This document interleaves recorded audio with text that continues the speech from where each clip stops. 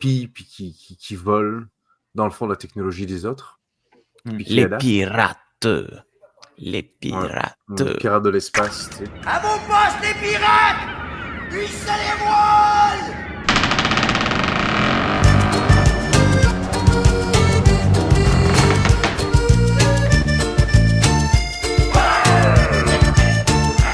Ils se cachent sur une île dans la mer des Caraïbes. Les pirates! Les pirates! Ils mangent du requin, boivent du rhum et du vin. Les pirates! Et bonjour, bonsoir à toutes et à tous. Oui, Ils sont armés bienvenue jusqu'aux dents. dans cette nouvelle émission de Trek Analyse. Analysons la série animée de Star Trek.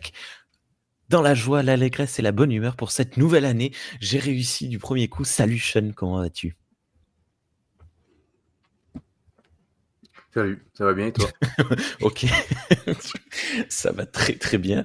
Salut Marguerite, comment vas-tu? Ça va, ça roule. Et salut Thierry, comment ça va?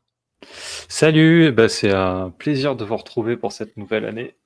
C'est très Mais cool. Et bravo à Rémi pour cette intro magnifique. Mais je suis trop fier. Nous, ça fait très longtemps qu'on n'a pas réenregistré ensemble. On n'arrive même plus à calculer si ça fait 4, 5 ou 6 mois. Donc, c'est des retrouvailles pour nous aussi. Et ça nous fait grand plaisir. Ça fait ça fait plaisir. Voilà, tout simplement. Parce que voilà, j'ai eu un empêchement pendant plusieurs mois d'enregistrement. Et donc là, c'est reparti pour quelques enregistrements. Nous commençons la saison 2 de la série animée. Est-ce que quelqu'un a fait ses devoirs et a cherché les raisons du pourquoi, du comment de cette saison 2? Vous aviez 4 mois devant vous, 5 mois devant vous. Personne n'a rien fait. Ok, je m'en doutais. Eh bien voilà, il y a eu une saison 2 qui a été écourtée, qui a été annulée avant d'arriver à son terme de 25 épisodes. Elle n'a que 6 ou Ouais, 7, c'est ça. je ne sais plus. 1, 2, 3, 4, 5, Six. 6 épisodes. Et on vous expliquera tout ça la prochaine fois, parce que Pour le dernier. aujourd'hui, on va parler de cet épisode merveilleux qui est The Pirates of Orion. Ouh. The Pirates of Orion, Marguerite, en français. Les pirates d'Orion. Les Pirates d'Orion. Oui, c'est vrai. Avec l'accent, c'est mieux. Oui. Non, mais c'est très bien. Pour le coup, ils se sont pas foulés, mais c'est exactement ce qu'il fallait faire. Ouais. Bien que, bon, je trouve que je sais pas si c'était vraiment le bon titre, Les Pirates d'Orion. C'est pas forcément la plus importante menace de. Tu veux l'appeler comment? La maladie de Spock, genre? Bah ouais, l'encore maladie de Spock. Spock est encore indisponible. Spock is sick Again. J'avais pas montré la dernière fois le magnifique visuel de The Jihad. Voilà, un de mes épisodes préférés avec un de mes visuels préférés. Ça claque. Bref, Ouais. Voilà. Mais aujourd'hui, nous nous retrouvons pour parler de l'épisode 1 de la saison 2, The Pirates of Orion, diffusé... Oh non, j'ai pas noté la date de première diffusion. Toi aussi, t'as pas fait tes devoirs. Oh mince. Alors ça, quelqu'un là ou pas? Vous avez le temps de le chercher? Oui, alors aux États-Unis, le 7 septembre 1974. Et en France, a priori, il y aurait une diffusion au mois de mai 1998, mais Waouh. ça n'a pas l'air bien sûr. 1974. 74? C'était pas 75 avant? Non, 74. Voilà, et l'après c'est le... Oui, c'est 73 la première saison. Voilà, l'épisode de Jihad avait été diffusé le 12 janvier 1974, donc c'est vraiment de nombreux mois plus tard, comme nous. Et l'épisode se déroule donc à la date stellaire du 6334.1, et au scénario, nous avons Howard Weinstein, aucun lien fils unique, et sur une réalisation, et attention, c'est la première fois, de Bill Reed, et c'est la première fois que nous n'avons pas Al Sutherland. Al Sutherland, merci beaucoup. Est-ce que tu as quelque chose à dire sur cette équipe, Thierry? Oui, tout à fait. Alors, non, sur le réalisateur, non, j'ai rien noté. Par contre, je sais pourquoi c'est lui qui réalise et pas Al Sutherland. C'est parce que Al Sutherland est parti vivre à Washington avec sa famille et il s'est mis en semi-retraite. Voilà, donc il s'est éloigné un peu de la série, Je connais ça. un peu beaucoup. Voilà.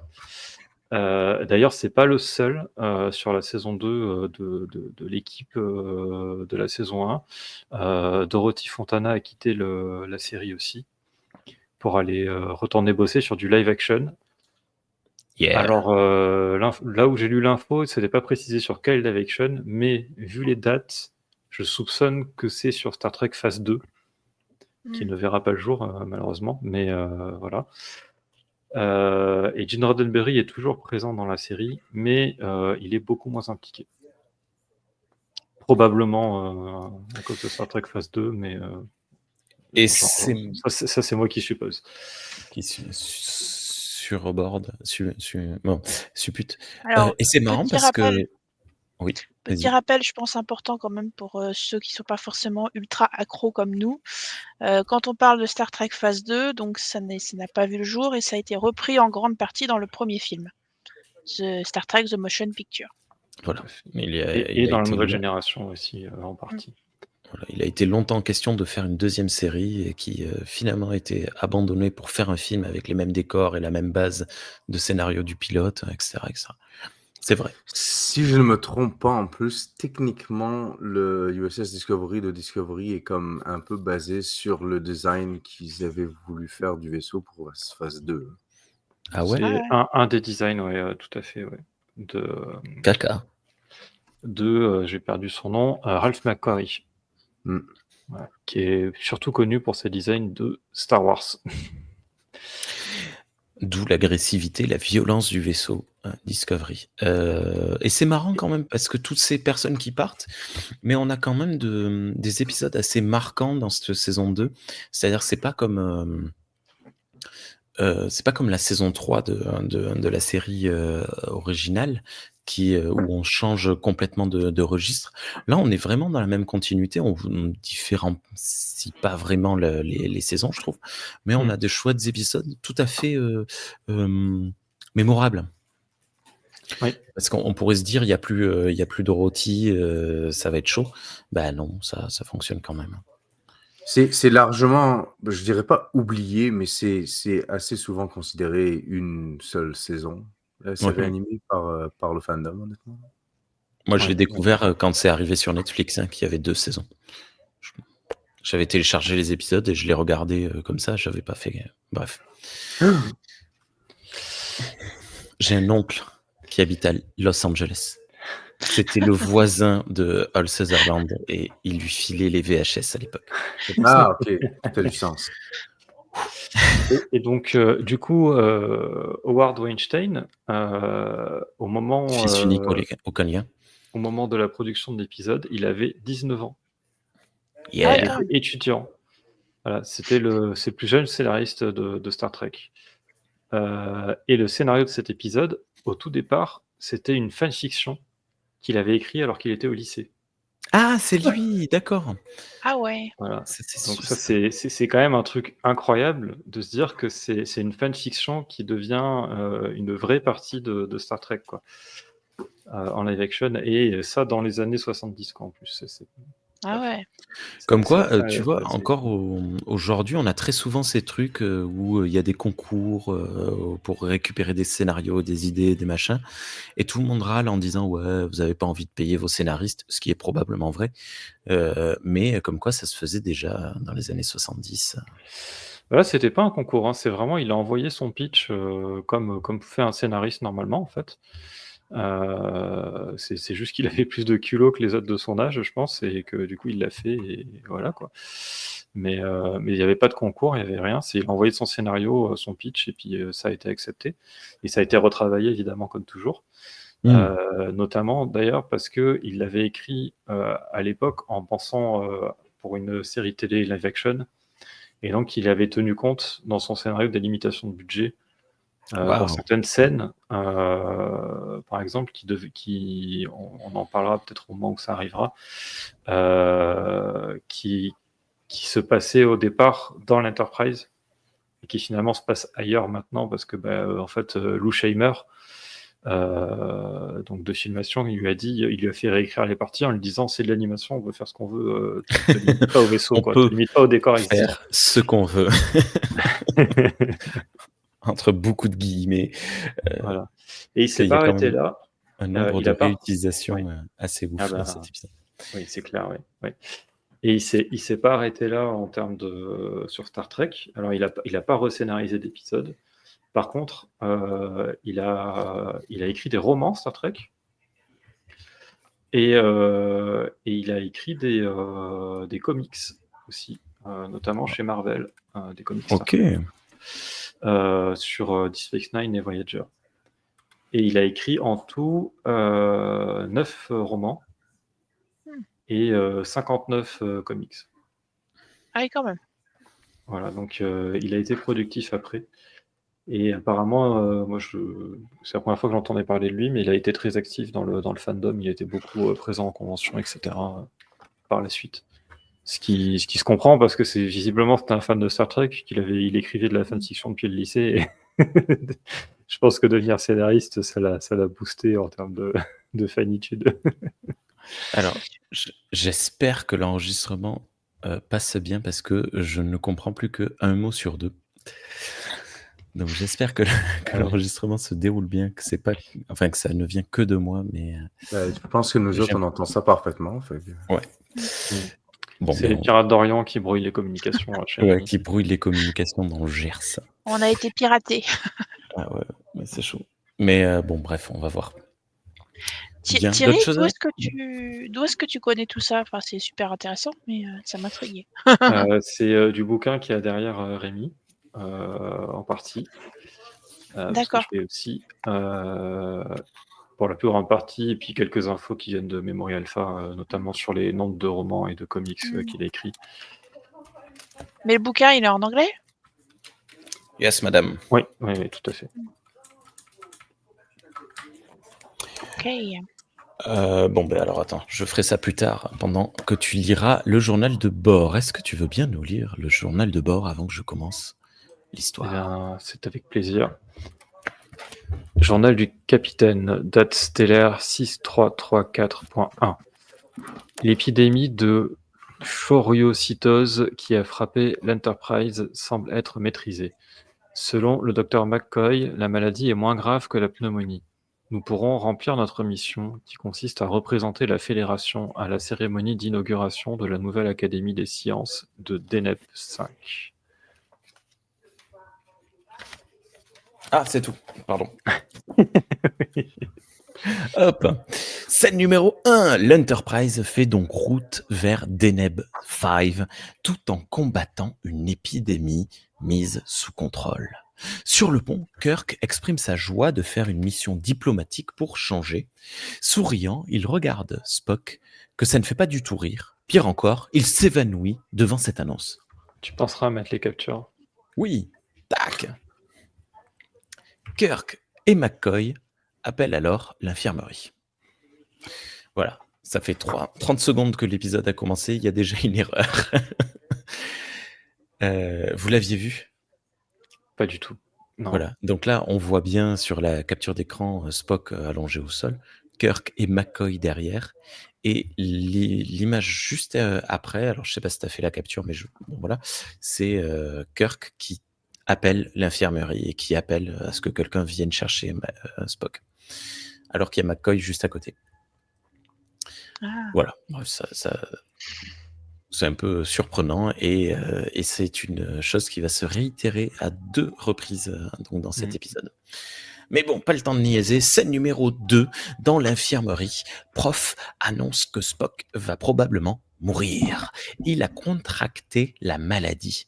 Elle n'est rien pour les êtres à sang ferreux, mais pour les Vulcains, elle est fatale. Tan, tan, tan. Il reste cependant un remède. Ça s'appelle la stroboline. La stroboline. Ça n'existe pas. Kirk cherche de la stroboline. L'ordinateur lui dit qu'il y en a à 4 jours de distance. Mais Spock sera mort dans 3.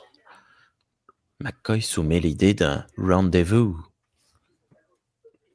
Voilà. Ça commence. C'est C'est clair, c'est net. En 2 scènes, on a, la base de qu'est-ce qui va se passer dans cet épisode. Ça te fait rire, Marguerite? Non, mais en fait, c'est un détail, mais en français, la voix de l'ordinateur qui répond à Kirk m'a fait mourir de rire. Dans le coup, je l'ai mise aussi en anglais pour tester. Donc en anglais, c'est une voix féminine qui est pas trop mal. C'est En Majel français, Barrett, ils ont ça? mis une voix masculine déjà et vraiment, je sais pas comment dire, très, un peu comme, vous savez l'autre là, «Les Les voyageurs sont voyageurs sont arrivés!» de voilà. retour. Je me suis dit: «Mais le doubleur, il est revenu quoi, en fait». C'était Ah, c'est marrant ça. Parce et qu'habituellement, il me semblait que c'était une femme aussi en VF, qui faisait l'ordi. ah bah, là, ça faisait vraiment masculin et très, limite, il engueule Kirk quoi. Tu te dis: «Ah oui d'accord, OK». C'est marrant ça. Ok, c'est curieux, oui. Ouais. Je Moi... vas-y, Sean. Oh, moi, c'est rien, je vous l'ai envoyé dans le chat, là. C'est juste que, tu sais, ça fait partie des phrases que j'ai beaucoup aimées de la part de McCoy, qui lui dit globalement, genre, contre Vulcain, genre, t'avais qu'à être un humain normal avec du sang rouge. Puis, c'est genre... Je sais que c'est à la fois raciste et affectueux, mais c'est juste, c'est tellement du McCoy parfait, quoi. Ah oui, c'est vrai que il est un peu monolithique, donc assez facile à à écrire ce personnage, mais tu mets des vannes racistes, ça marche. Mais j'aime l'absurdité du racisme aussi. C'est pas, tu sais, je dis pas qu'il y a aucun racisme qui est logique, mais là, il lui dit t'avais qu'à être un humain normal. Mais c'est comme. T'es à moitié vulcain, ça marche pas comme ça. En tout cas, voilà. Ouais. Voilà. Donc, C'est vrai que d'ailleurs, vu qu'il est à moitié humain, physiquement, en fait, il a tout pris des Vulcains. Enfin, il je devrait veux dire, avoir que ce du sang soit le marron. sang, la force, etc. Non, pardon. Vert et rouge, ça fait marrant. Il devrait avoir un Bah ouais, cocktail. Bah, j'imagine, oui. là, tu sais. Oui, c'est vrai, Moitié mais même ses cuivre, cœurs, moitié fer. son cœur est pas placé au même endroit. Il a vraiment Ouais. beaucoup de choses de la D'ailleurs, physiologie humaine, vulcaine, pardon. L'espèce de médicament dont ils ont besoin, là, comment t'as appelé La ça? stroboline. Ouais, on dirait vraiment une forme de sucre. Parce que, Je me tu sais, souviens il existe la trimoline, qui est une sorte de sucre, tu sais. Fait qu'il y a des... En tout cas, on dirait vraiment juste qu'ils cherchent, genre, tu sais, une dose de glucose dans le fond, tu sais. D'accord. Voilà. Ok. Scène numéro 3. Dans une annexe de son journal, Kirk explique que le Potemkin a récupéré la stroboline et va la transmettre à l'Huron, qui la délivrera à l'Enterprise. En salle de réunion, McCoy explique les symptômes de la maladie à Kirk. En gros, c'est une suffocation. Spock se présente et Kirk lui explique qu'il a réduit son temps de travail de moitié. Il tente de protester, mais Prof lui dit « Doctor's orders ». Les deux le regardent alors partir tristement. Et c'est marrant parce que tout le monde est triste. Spock, on voit bien qu'il est un peu blasé, mais surtout, t'as les deux autres, et Spock dit... Prof dit... je sais qu'on a des tensions, lui et moi, mais ça me fait pas plaisir de le voir souffrir ainsi. Et voilà, ce qui rattrape un peu les vannes racistes. C'est marrant, ils ont appelé un vaisseau le Potemkin. Oui. Alors, c'est une référence en plus à un cuirassé. Ultimate Computer. L'épisode. Oui, Ah oui, non, c'est vrai. Bon, et j'arrive pas à le trouver, mais il y a un éditeur français de Blu-ray qui s'appelle Potemkin, qui est merveilleux. Mais j'en ai aucun là à portée de main. Bref, c'est pas grave. Et donc là, nous voyons à l'écran l'Huron, que je m'apprête à décrire dans la scène numéro 4. Parlons de l'Huron de suite. Il est joli, hein, il est ouf ce vaisseau. Oui, alors j'ai pas trouvé d'infos sur son design. J'aurais bien aimé savoir qui l'a designé. Alors je suppose que c'est toujours le même. Et j'aurais bien aimé savoir s'il faisait partie aussi de ces fameux vaisseaux du premier épisode. Parce qu'il est quand même vachement étrange pour un vaisseau de Starfleet. Je trouve que là, pour le coup, visuellement, il correspond bien à ce que je me fais d'idée d'un cargo de l'espace. C'est vraiment un transporteur, quoi. Ouais. Mais je le trouve plutôt pas mal. Ouais, il tranche beaucoup avec l'Enterprise. Et c'est logique parce que c'est un vaisseau cargo. Et il a un petit côté un peu plus industriel, etc. Je trouve que ça fonctionne assez bien finalement. Avec les nacelles, finalement, il suffit de rajouter des nacelles pour que ça fasse Starfleet assez vite, quoi. Nacelle, ça- nacelle everywhere. C'est plutôt la- les deux trucs qui pendouillent là, qui font un peu bizarre, en diagonale là. Il a des réacteurs supplémentaires, on ne sait pas à quoi ils Ouais, servent. on va dire. Peut-être à tourner. Ah, bah, c'est peut-être les moteurs à impulsion. Mm. En général, c'est pas trop le genre d'endroit où ils sont, mais peut-être que pour les vaisseaux cargo, ils les ont mis à l'extérieur pour faire de la C'est des place pour balises. l'intérieur. C'est des balises Ben, comme les avions. c'est beaucoup assumé, mais on le voit sous plusieurs angles. Puis les espèces de choses qui sortent en diagonale dont vous parlez, il y a comme une ligne devant, fait qu'on dirait presque qu'ils peuvent se replier vers l'avant. Hmm. Puis ils ont gardé cette espèce de petite tranchée, cette petite ligne sur tous des angles différents. Donc, Ah oui, je l'ai c'est... pas. Ouais, on dirait que ça peut se replier vers l'avant. C'est l'un des seuls vaisseaux que je connaisse qui s'appelle NCC une lettre et après des chiffres. Oh. Ah oui, F1913. On le Voilà. voit à l'écran pour les Ah personnes oui. qui nous écoutent. Ok, scène numéro 4. Du coup, je peux Pardon. rebondir sur ce qu'a dit Sean. S'il peut se replier vers l'avant, c'est possible qu'il serve à arrimer du cargo supplémentaire devant. Genre des gros blocs de cargaison, des satellites, des machins comme ça, je sais pas. Mhm. Mais on ne le voit pas à l'écran faire parce que en fait la maquette a été cassée. Donc, Le moteur est tombé en panne. voilà, c'est un problème dans Star Trek. Les maquettes avec les ailes qui se plient cassent toujours. Scène numéro 4. On voit l'Huron avancer dans l'espace et ce vaisseau est particulièrement impressionnant, je dis à l'époque. Sur son pont, 3 membres de Starfleet discutent. Le capitaine se dit pressé de livrer la stroboline car il a hâte de continuer à transporter du dilithium. Ok. Je pense qu'ils ont fait ce dialogue parce qu'ils ne savaient pas quoi lui faire dire. Mais bon. Puis, on lui indique un vaisseau inconnu en approche par devant. Tan, tan, tan. Cool. 3 nouveaux designs de personnages. Oui, alors j'ai pas pris les 3 en capture d'écran, malheureusement. Qui sont humains et qui étaient cool. Rien de particulier, mais ça m'a fait plaisir. Oui. Je suis en train de me demander le symbole sur l'uniforme, c'est pas le même ou...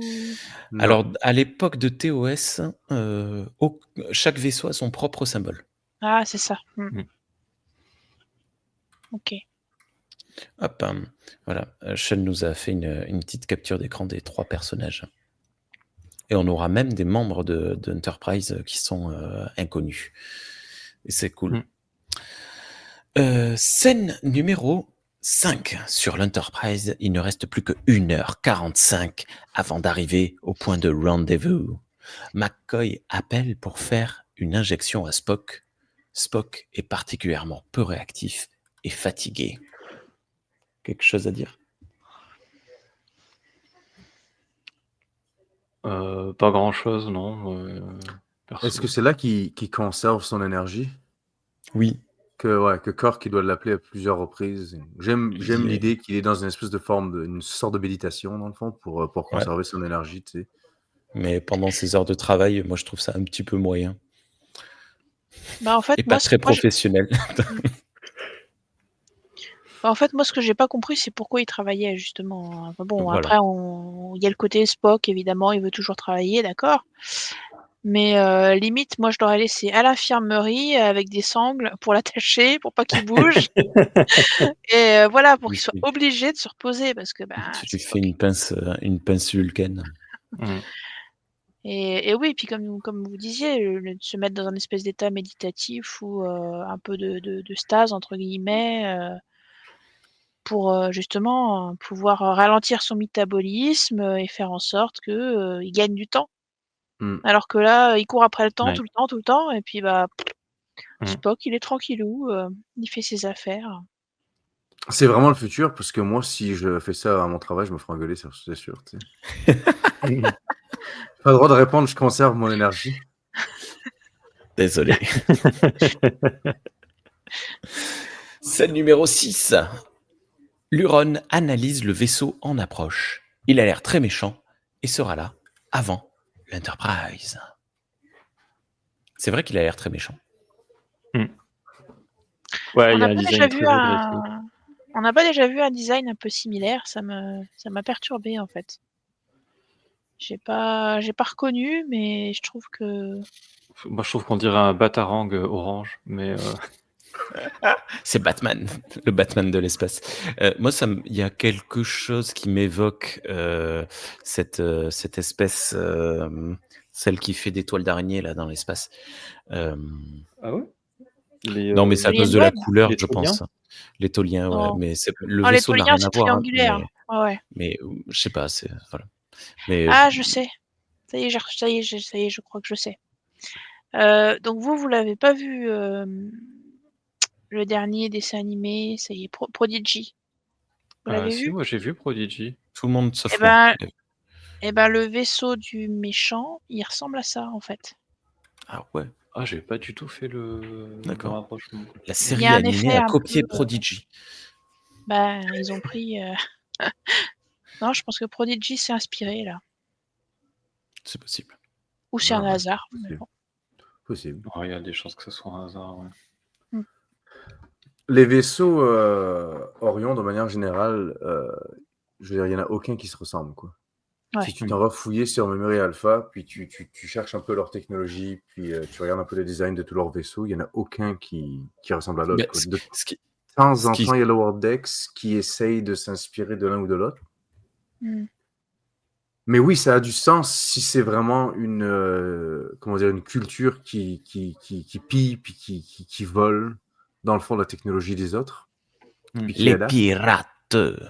Les pirates. Pirates de l'espace, tu sais. En plus, Les dans pirates, Lower Decks, je crois qu'il y a tout un scénar sur le fait de s'approprier un vaisseau, justement. Je me rappelle plus ouais. exactement le contexte, mais Ils ont même fait tout un épisode sur le fait que, parce que là, les pirates qu'on voit ici, ils sont bleus. Ah oui, Puis, en plus, les pas- Orions qu'on voit en live action sont verts. Mm. Et donc là, dans Lower Decks, ça permet de mettre les deux dans un épisode. On a des Orions verts et des Orions bleus qui Ah. ont clairement pas comme la même culture ni la même philosophie de vie. Pour être genre très brutal, il y en a qui sont cons, puis il y en a qui sont genre intelligents, globalement, genre. Mais on va pas faire une généralité. Les Orions, c'est quand même peu un raciste. peu. Mais alors, les Orions, je trouve que c'est un petit peu la base de ce qui fait que Star Trek est quand même assez raciste. Parce que dès que tu vois un Orion, tu sais que c'est un pirate, un méchant, un voleur. Ce qui sera à nouveau le cas avec les Bajorans, qui sont tous des fanatiques religieux. C'est un peu. Mais un travail énorme a été fait là-dessus dans Lower Decks. Parce Ok. qu'on a Ah ben oui, Tandy on a qui une est- Orion à bord. Ouais. Elle est un personnage, elle fait partie de l'un des 4 personnages principaux, Mm. 4 personnages principaux dans la série. Puis, au fur et à mesure que la série avance, on brise beaucoup de stéréotypes. Puis, on explique aussi beaucoup de choses sur que ce soit l'utilisation de phéromones, que ce soit le statut des femmes, des hommes dans leur société, puis juste le fait qu'il y ait des Orions, quoi. Ok. Puis je trouve aussi que Deep Space Nine arrive à démentir un petit peu le concept des pirates Orion parce qu'il parle souvent des syndicates, des crime syndicates. Puis c'est pas juste des Orions, quoi. Genre, c'est vraiment, il y a de Oui, tout c'est le là-dedans, là. syndicat. Oui. Mm. Tout à fait. Voilà.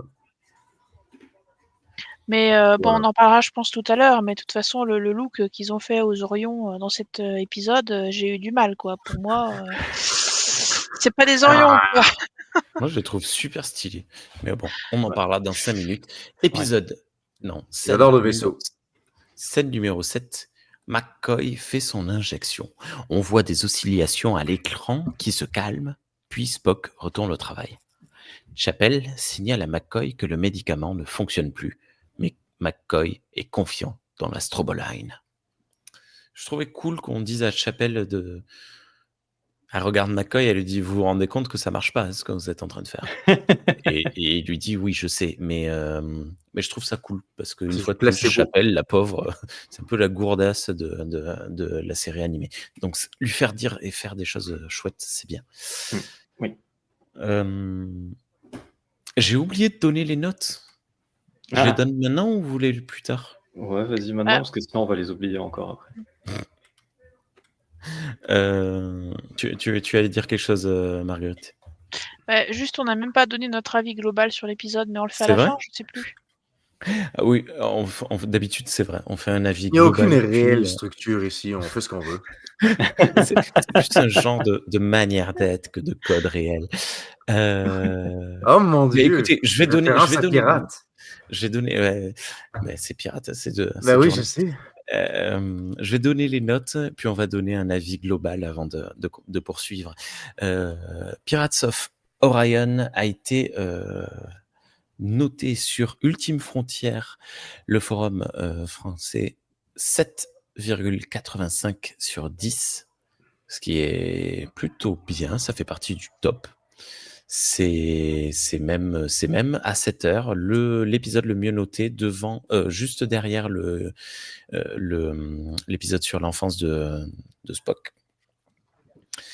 Et du coup, c'est le seul épisode pour le moment qui dépasse Jihad, qui était à 7,83. Par contre, sur la CFST, le forum français de la communauté francophone de Star Trek, il se mange une méga banane puisqu'il est noté 3 sur 10. Hey!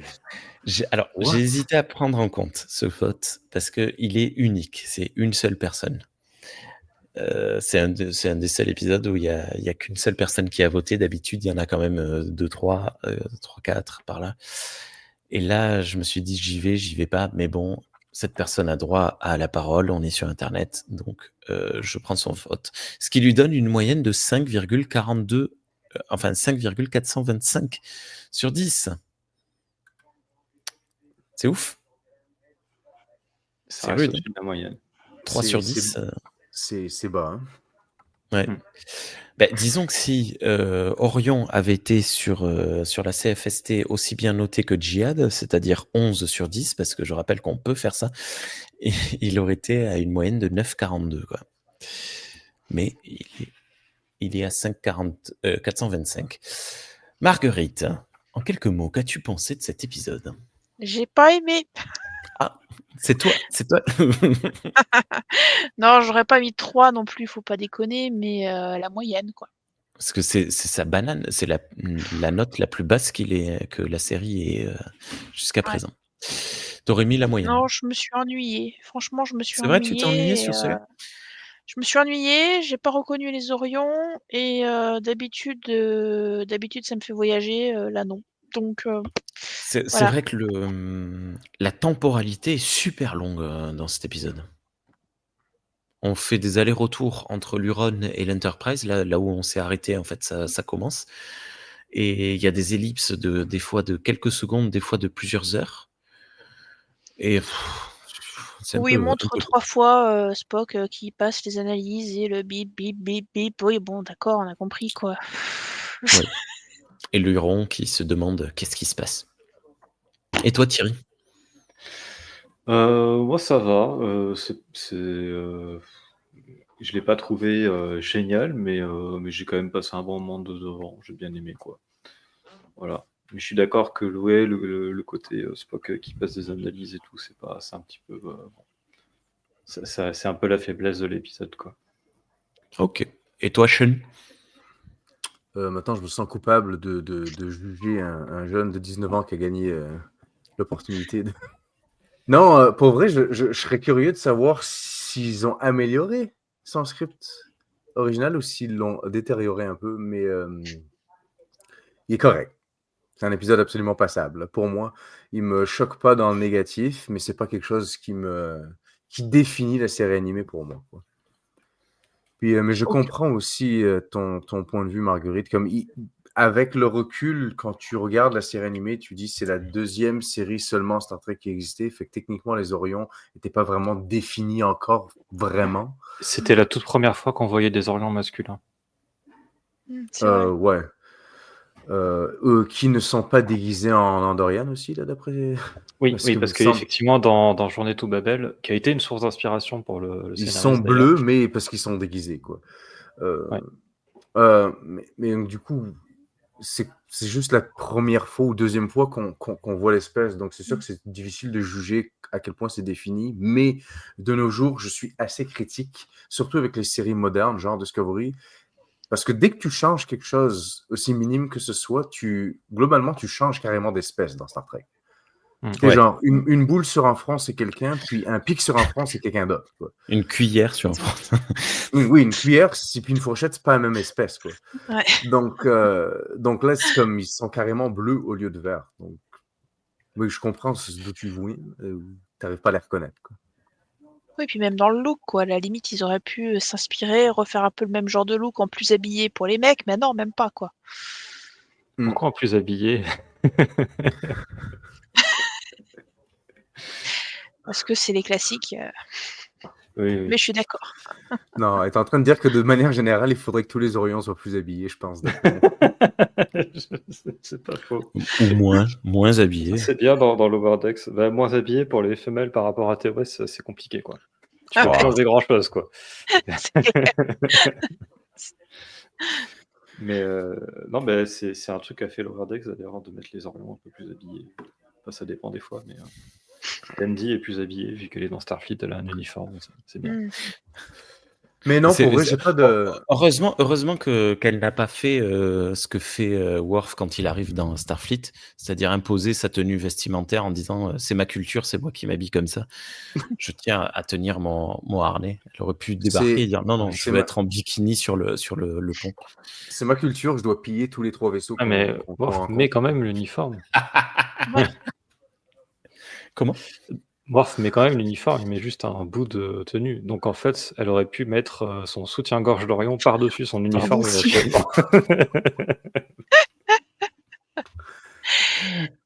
C'est marrant. J'insinue que si Superman faisait partie de Starfleet, il porterait son slip par-dessus son uniforme.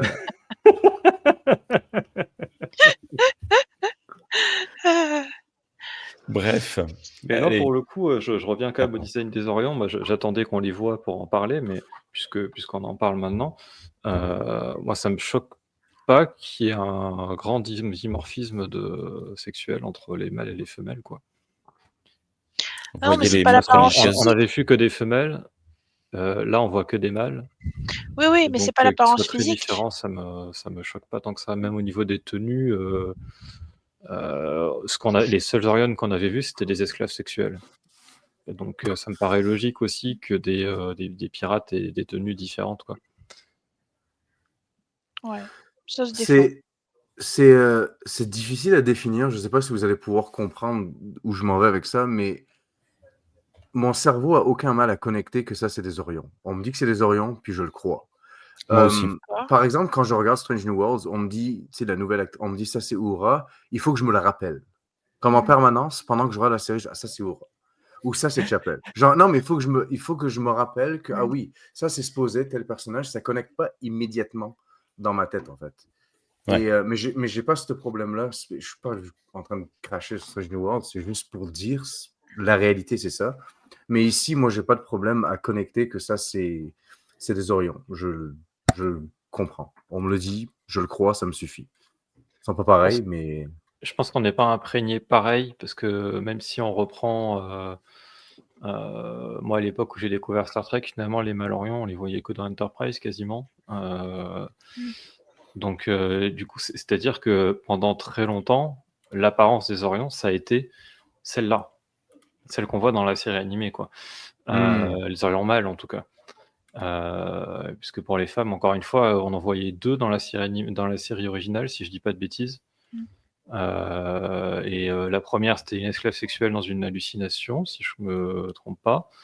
Et la deuxième, c'était une nana dans un asile d'aliénés, qui était probablement une ancienne esclave sexuelle aussi.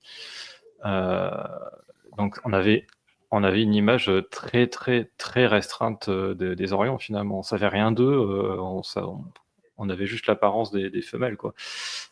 Donc du coup, je pense que quand tu arrives, si tu regardes dans l'ordre de production, tu arrives devant la série Le seul animée avec ordre cet qui compte.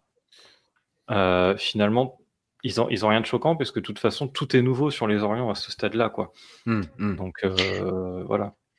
Ouais, mais tu vois, dans Enterprise, je trouve qu'ils ont fait un meilleur travail justement de vêtements, de stylisme, parce qu'ils ont un côté un peu peau, etc. Le même principe en fait de vêtements que pour les femelles. Je suis Donc d'accord dans le coup, avec toi. ça match beaucoup mieux que là, on a des espèces de catcheurs, je ne sais trop quoi. Bon, Mais c'est plus difficile quand même. inversement, tu sais, je suis d'accord avec toi, je trouve que les Orions mâles dans Enterprise sont très très bien réussis, mais quelqu'un qui me dirait, ben, je trouve qu'ils ont fait un mauvais travail parce qu'ils n'ont pas respecté le canon qui est arrivé avant, qui est techniquement TAS, je dirais, ben, t'as raison aussi. Comme on avait défini que les Orions mâles seraient supposés être comme ça, du moins une partie de... Donc je le comprends. Mais je les reconnais, j'ai pas de problème avec. Est-ce que l'épisode est super inspiré ici? Peut-être pas, là. Mais Après tout, ils peuvent avoir plusieurs styles vestimentaires. Hein. Nous, on en a bien plusieurs. Hein. oui, Tout à fait. effectivement. Ben, dans Star Trek, tout le monde porte des pyjamas. Moi aussi. Tiens, d'ailleurs, ça me fait me soulever une question. Dans Enterprise, on voit surtout des esclavagistes, si je dis pas de bêtises. Ouais. Après, j'ai l'impression que la confusion pirate-esclavagiste, enfin esclavagiste et pirate dans Enterprise, c'est un peu la même chose.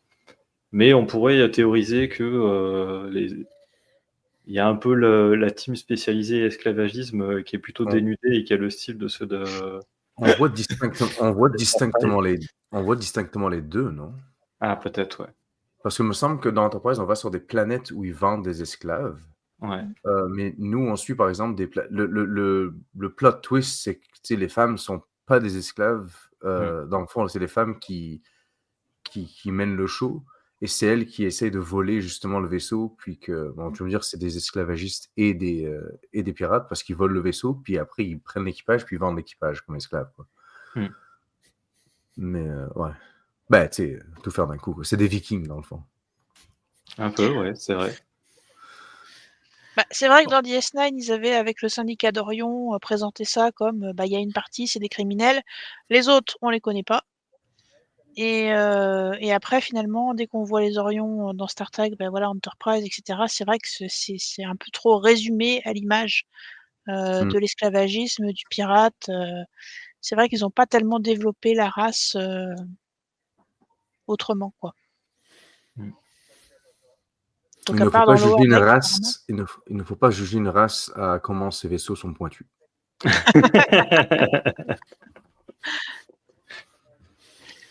On va continuer parce que Sean va devoir nous quitter, donc on va accélérer un petit peu. Scène numéro 8.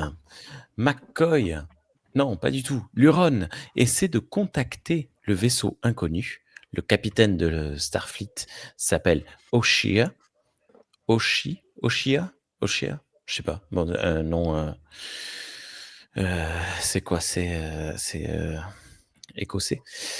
Mais le vaisseau ne répond pas. Luron fait alors des manœuvres évasives pour se tirer de là, mais l'autre vaisseau reste sur sa trajectoire. Puis Luron reçoit un message vocal sommant de se rendre et d'être prêt à l'abordage. On a un POV de... C'est dans quel film ça? C'est dans le dernier. On a un peu le même point de vue. Quand on avance avec le vaisseau, là, je sais plus comment il s'appelle ce film. Putain. Bonjour, je m'appelle Rémi, je fais du podcast depuis 10 ans sur Star Trek. Ah oui, non, alors non, le dernier vrai film. Oui, c'est ce que moi aussi. Film qui existe, Star Trek Beyond. Oui, voilà, c'est dans Star Trek Beyond que souvent on suit le vaisseau comme ça. Bref. Là, dans cette scène, il y a... Ah, vas-y Thierry. Non, vas-y. Bah, tu vas peut-être dire la même chose, ça m'a fait beaucoup rire quand il disait oui, on va essayer d'échapper à l'autre vaisseau. Et en fait, le plan qu'ils ont montré, c'est on va regarder à gauche, essayer de passer à gauche. Ah, ça marche pas. On va essayer de passer à droite. Ah, ça marche pas non plus. Ah, on est coincé. C'est vrai qu'on oublie un peu qu'on est en 3D, ouais. Et ça, c'est typique de Star Trek, c'est d'oublier vraiment le côté 3D-dimensionnel et dire on peut peut-être essayer de passer au-dessus ou en dessous, je sais pas, ailleurs, quoi. Il y a le choix. Mais le propos passe, c'est-à-dire que l'autre leur barre la route, quoi. Moi, j'étais content quand j'ai vu cette scène parce que on voit l'Huron sous un autre angle et je m'y attendais pas en fait.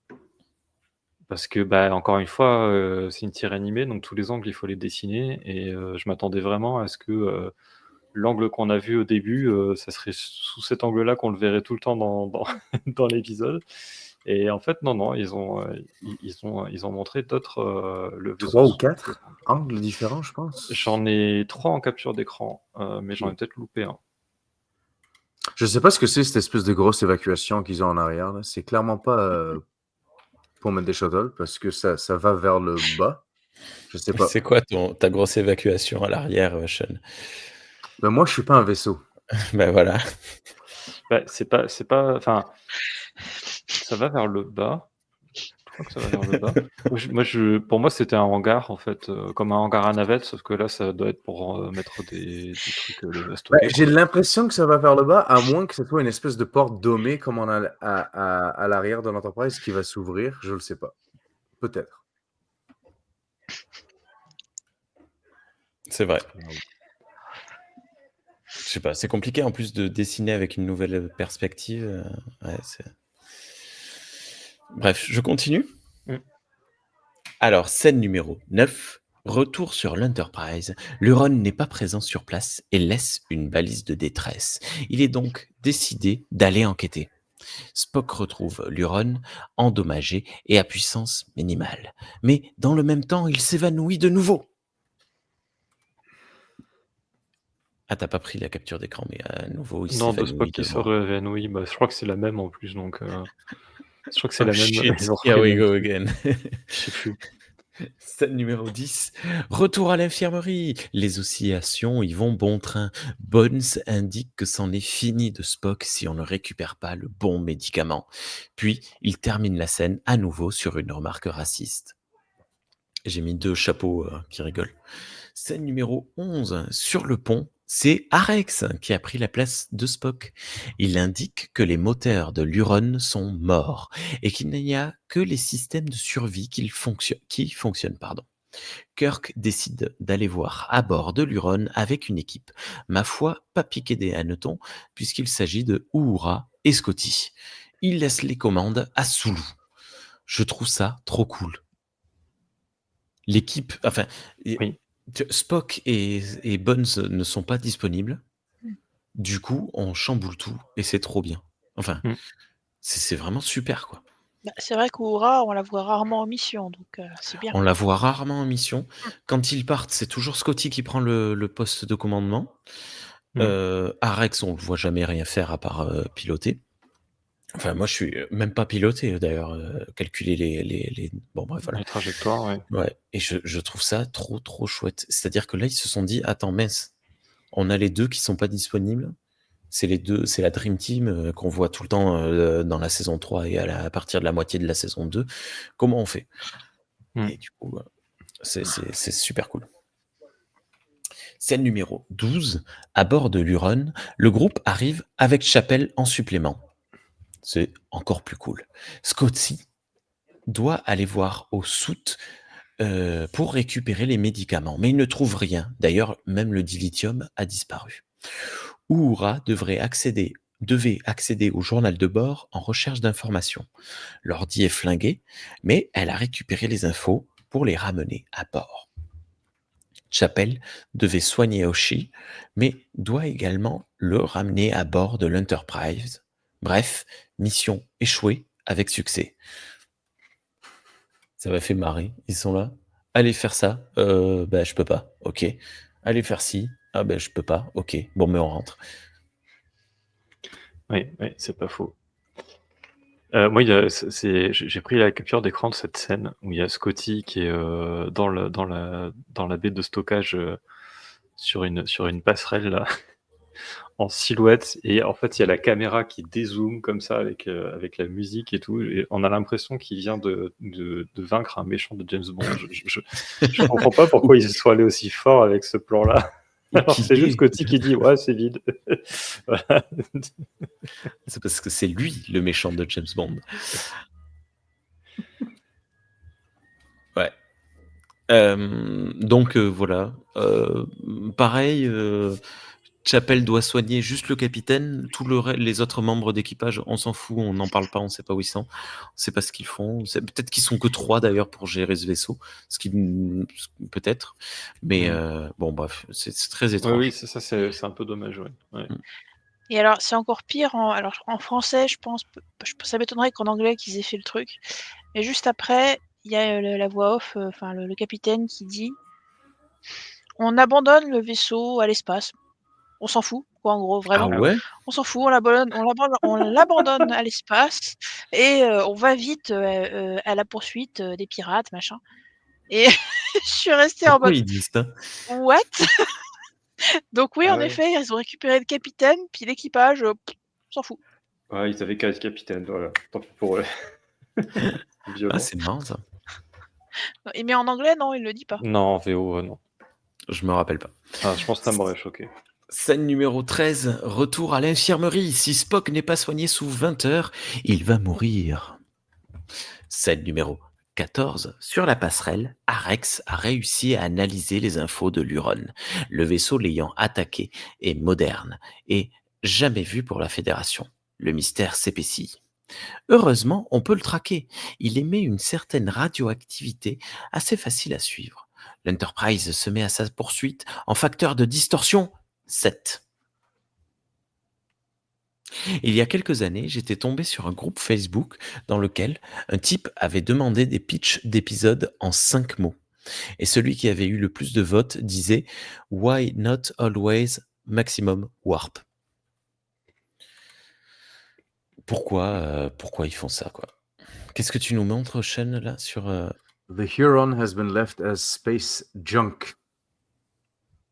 Ah oui, It's donc ils engine disent en- sabotage. Ah ouais, d'accord. It's ouais, sabotage. Sabotage. Mais Ah ouais. ouais, donc ils le disent en anglais. putain. Fait qu'il C'est est comme abusé. genre. Il était désuet le vaisseau, clairement, on s'en fout. C'est Ok, abusé. c'est ouf. Space Junk, tu le traduis comment, toi, Space Junk? Débris. Poubelle de spatiaux. l'espace. Poubelle de l'espace, Mm. détritus de l'espace. C'est comme Space Jam, mais... Pardon, désolé. J'aime l'idée, en plus, que du coup, il n'y a vraiment rien dans ce vaisseau qui vaut la peine d'être gardé, quoi. Il n'y a Bah, même pas mais un ils ont- circuit. Même l'équipage, on s'en fout. Allez hop. Ouais, C'est de la folie. laisse-le, c'est Space Junk. quoi. C'est marrant. Ouais. Ok, merci beaucoup. Donc oui, voilà. Alors, vite, il faut poursuivre ce vaisseau qui a probablement enlevé les trucs. On y va à distorsion 7. On y va Ouais, et je crois que c'est pas mal bon rythme. pour l'Enterprise de TOS, distorsion 7. Ouais, un peu plus c'est- tard, ils vont en 8 ou en 9 là. hein. C'est l'ancienne échelle, Ouais. Oui, ça vaut c'est pas l'ancienne grand-chose. échelle. D'accord, mais pourquoi ils font pas un maximum, c'est tout? Bah, surtout que là, ils sont pressés par le temps, oui. Ouais, Après, en ouais, général, dans les séries, ils vont pas au maximum parce que sinon les moteurs ils surchauffent et ils pètent un plomb. Mais là, je sais pas. Tout à fait. Et il doit y avoir quelque chose du style que, tu sais, c'est quand même des missions d'exploration. Donc, si tu vas trop vite, tu n'arrives pas à scanner rien. Donc, non, mais fait que il faut toujours que tu balances entre à quel point tu es pressé, puis à quel point tu veux comme scanner puis explorer, dans le fond. tu sais. C'est pas bête. totalement logique, c'est vrai. Ouais. J'y avais jamais pensé. Scène numéro 15. Tu vas Dans à la 10 infirmerie. partout, ben. Il faut que tu vas, dans le fond. Tu sais.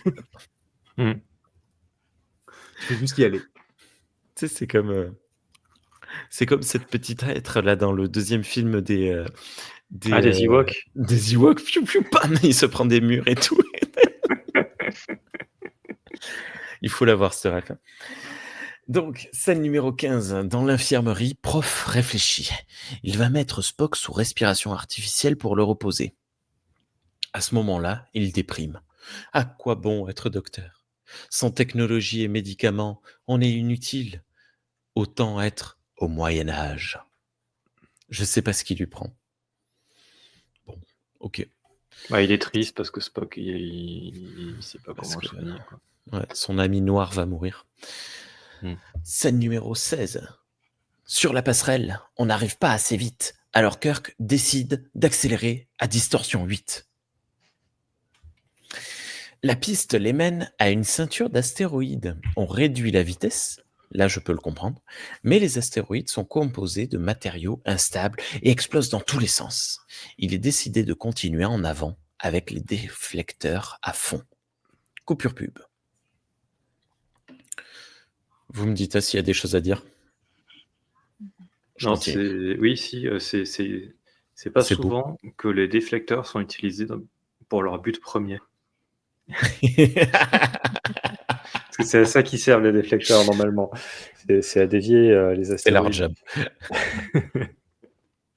job. Scène numéro 17.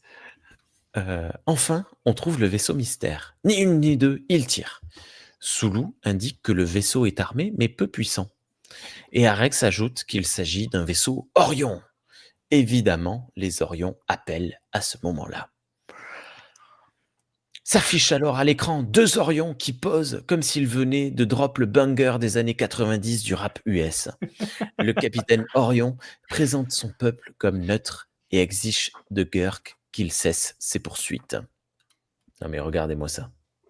C'est quand même- J'aime C'est aussi que dans la atroce. version anglaise, à aucun moment, ils prononcent Orion Ah ouais?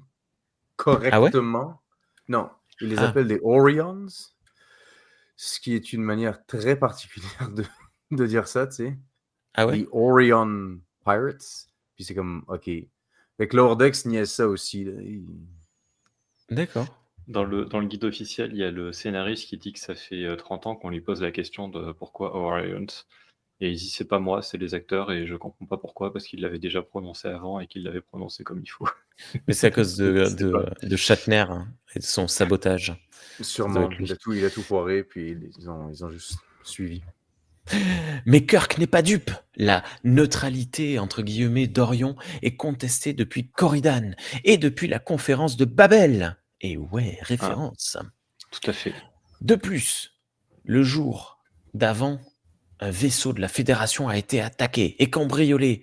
Entendu que le vaisseau Orion est le premier à croiser la route de l'Enterprise depuis lors, Kirk exige qu'il se fasse fouiller, qu'il se laisse fouiller. Mais le capitaine Orion s'indigne. Les Orions ne sont pas des voleurs.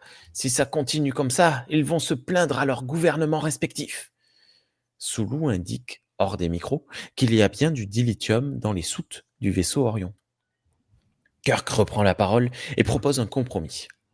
Kirk efface son journal, ne signale rien à la Fédération et récupère les médicaments avec en prime une caisse de dilithium. C'est trop gros pour être vrai selon moi. Mais le capitaine Orion réfléchit. Alors, à votre avis, est-ce que Kirk aurait tenu promesse? Oui. On s'en fout du dilithium. Bah, en fait, c'est une ressource qui est importante, mais à ce stade-là, c'est pas primordial.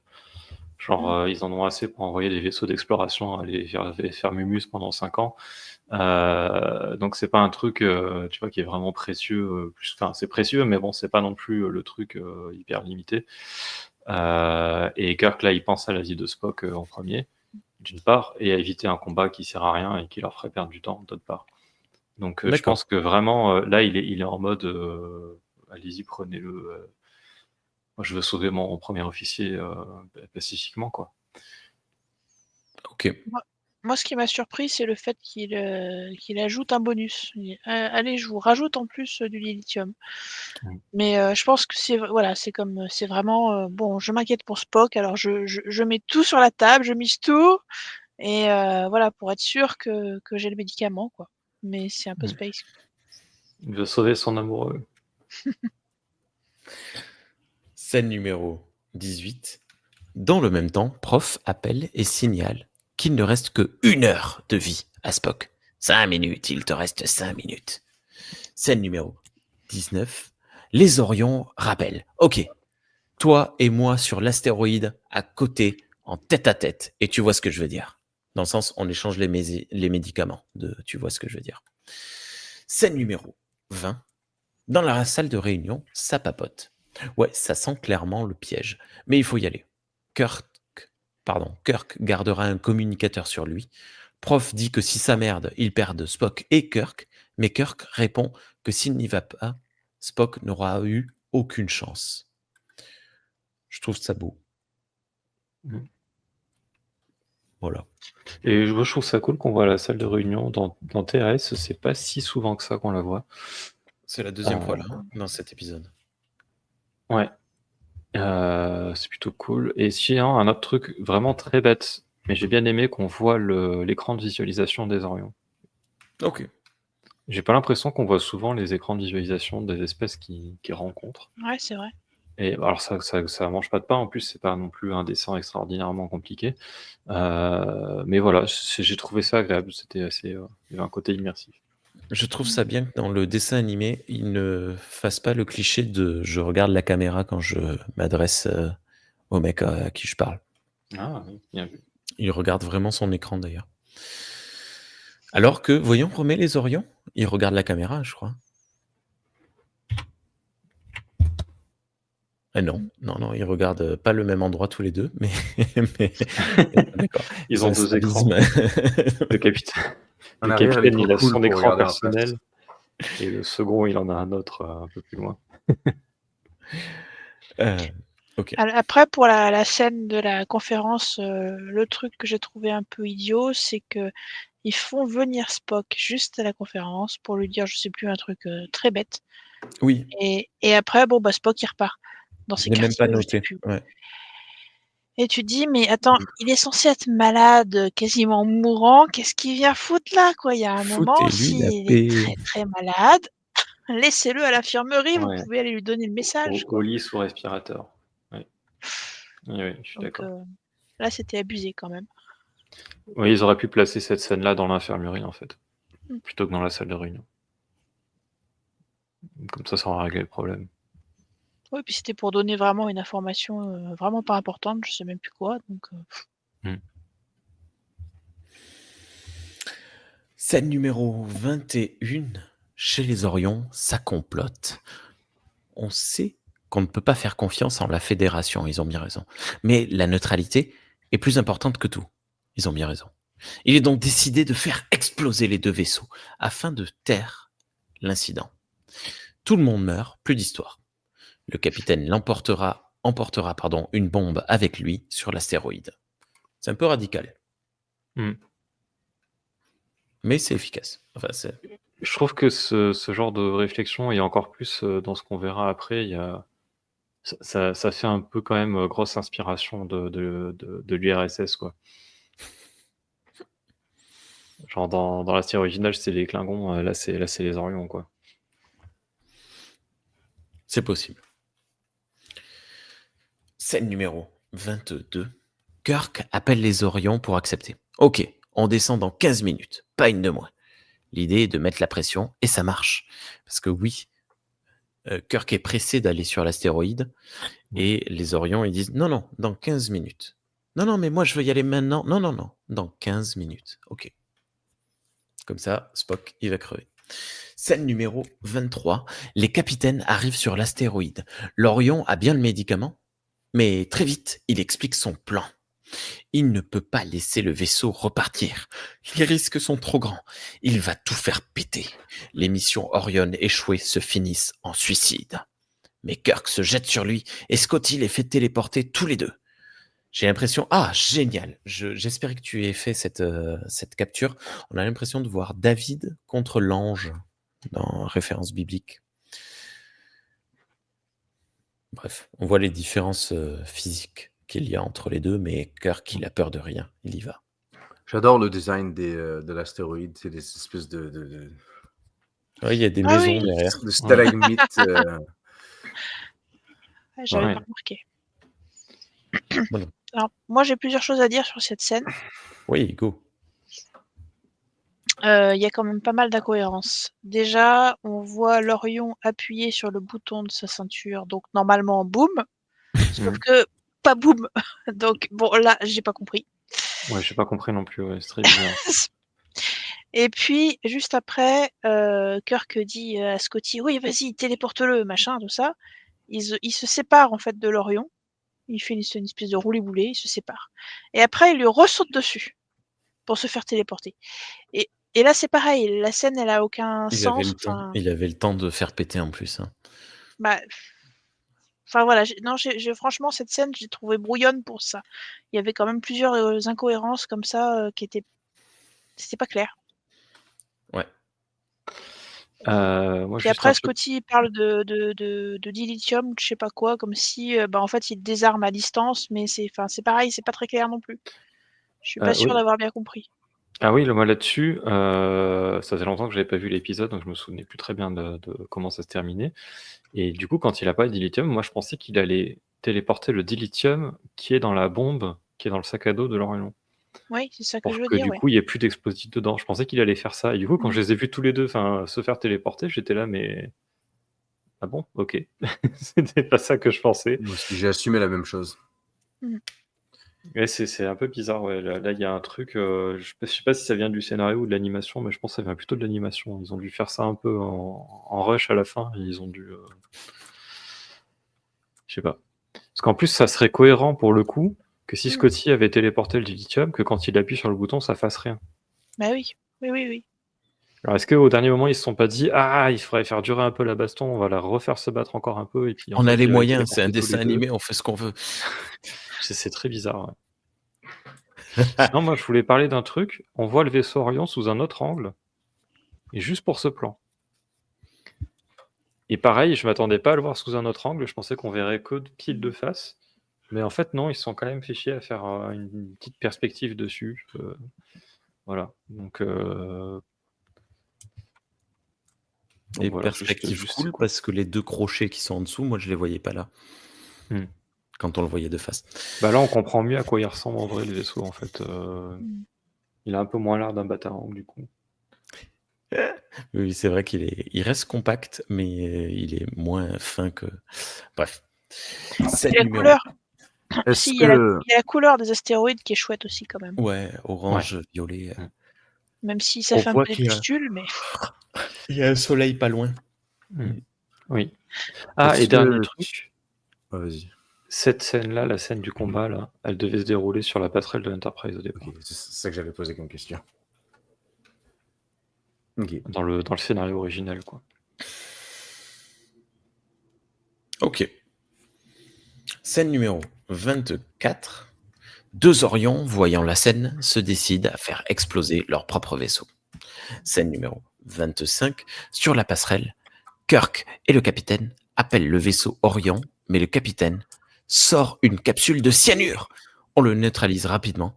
Ça suffit, s'écrie Kirk. Que notre vaisseau explose ou pas, que votre vaisseau explose ou pas, nous vous tenons. C'en est fini de la prétendue neutralité d'Orion. Vous serez jugé pour vos actes. Le capitaine annonce alors à son vaisseau d'annuler l'autodestruction. Scène numéro 26. L'Enterprise reprend sa route pour Deneb 5. Spock et Prof se disputent. Blague raciste. Tout est bien qui finit bien.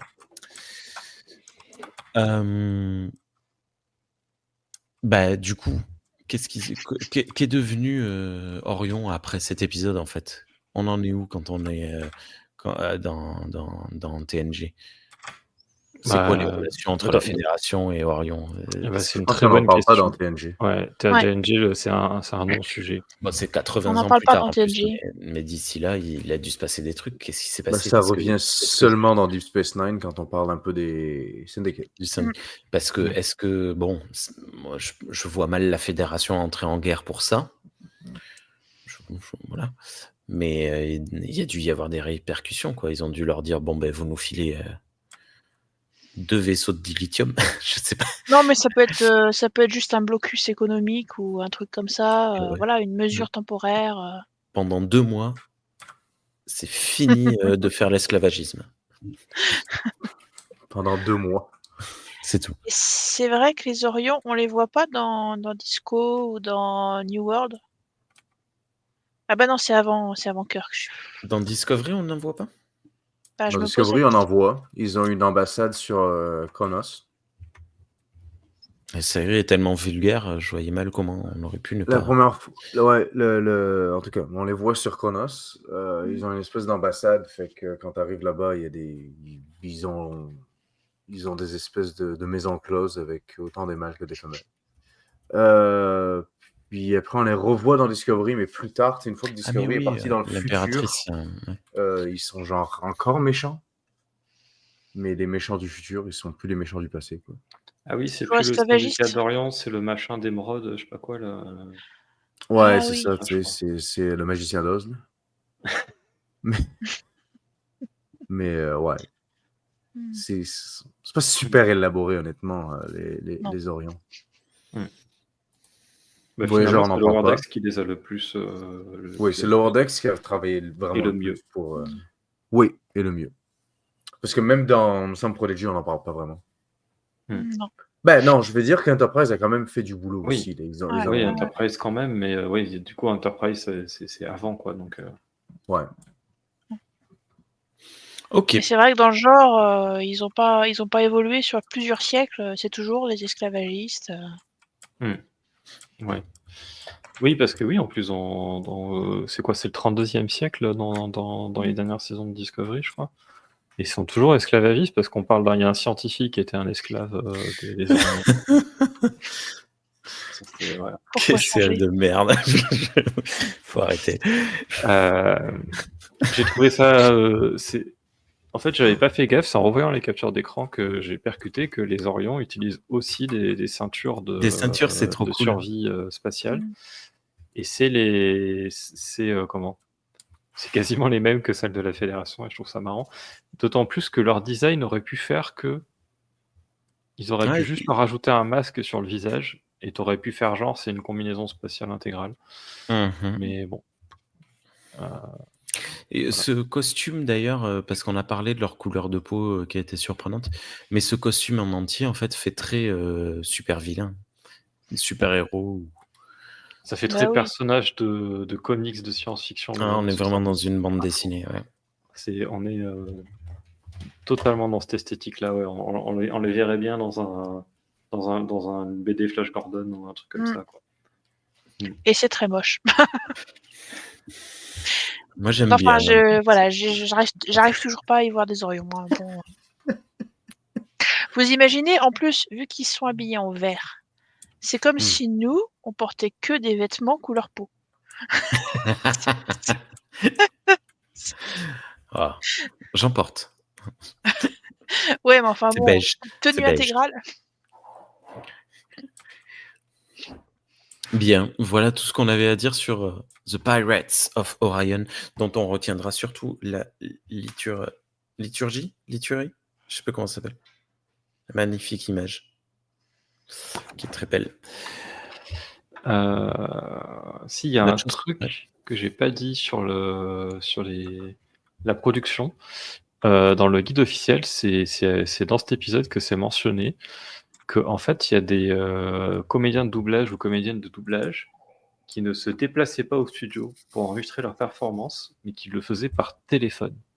Wow. What? Waouh, moderne. Je trouve ça incroyable de dire qu'ils arrivaient à avoir un son à peu près potable pour enregistrer par téléphone et que du coup, ils faisaient du télétravail dans les années 70. C'est clair. Ça devait coûter cher en plus. Star Trek, Fait que, tu sais, il y a une expression que c'est phoning it in quand tu fais pas ça correctement ou quand tu fais ça à l'arrache. Est-ce que ça vient littéralement de là? Non, mais. Oui, d'ailleurs, en français, c'est téléphoner. Ok. C'est possible. Et en plus, il parle de ça dans le moment où on parle de la mauvaise prononciation là, de Orion. Et qui dit que c'est peut-être parce que justement, comme ça a été enregistré par téléphone, il y avait personne à côté qui écoutait la performance et qui du coup, voilà quoi, c'est passé comme ça. Ce qui est encore plus étonnant, mais je pense que c'est encore une fois des histoires d'économie de moyens. Parce que je pense que sur cette série-là, le doublage, il était fait en une prise à chaque fois. Il ne devait pas faire de deuxième prise, troisième prise. Donc, Oui, d'ailleurs, Kirk, dans cet épisode, Shatner, il pète un plomb à un moment. J'ai oublié de le signaler. Sur la fin de l'épisode, il est complètement en surjeu, vraiment vocalement, ça s'entend. Il est vraiment très, très énervé, le Shatner, là. Donc c'est possible. Ok, c'est la panique. Bah écoutez, Merci beaucoup. Sauf si vous avez des choses à rajouter. Je crois qu'on n'a rien de plus. Voilà, on n'a pas répondu à la question. Ah mais non, il n'y avait pas de question. Sean, il y a marqué quoi sur ton t-shirt? Cœur que quoi? Kirk is a jerk. Ah Prochain épisode? C'est Ah non, c'est pas le thématique, ça. prochain. C'est pas le prochain. C'est dans 2 épisodes. Il faut que Je tu le pourrais- mettes je quand- pourrais- je il faut pourrais que le tu mettre le dans- mettes quand on fera The Practical Joker. Oh, quoi. oui, c'est correct. Ou alors non, non, la vraie blague, ce serait que tu le mettes tout le Tout long le- de la saison Un 2, peu raté, là. sauf pour cet épisode-là. Tu le laves plus d'ailleurs, tu le remets. Il t'a porté chance. Pourquoi il y a un Bien. épisode qui s'appelle comme ça? C'est pas possible. Il y a Non, un non, épisode, c'est une Bah, référence. tu en fait, verras. Tu verras. un C'est une épisode de la référence. série On va animée. pas te spoiler, tu verras. C'est ma Ok. série- c'est mon t-shirt TAS. Quoi. Écoute, merci beaucoup Marguerite. À De bientôt. rien. Merci beaucoup Sean. À bientôt. Et merci beaucoup Thierry. À bientôt. Merci, à On bientôt. se retrouve dans 2 semaines. Voilà. Ciao. Croque-plan